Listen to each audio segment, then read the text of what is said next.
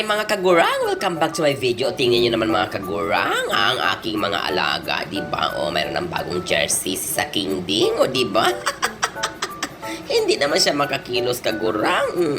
Naiirita siya kung bakit daw dinadamit-damitan pa siya na showgirl daw siya. Hindi daw siya kailangan magdamit, diba? Kailangan naka-boreless lang daw talaga siya. So ngayon meron siyang bagong jersey mga kagurang, o diba? Tingnan nyo naman at hindi siya makakilos-kilos. Oh, parang mayroon sigurong sa tingin niya, pakiramdam niya parang mayroong nakadagan sa kanya, sa kalikod niya. Pero syempre masanay ka rin dyan sa King Ding, diba? So kailangan nyo nang magdamit kasi pataglamig na ang panahon, diba?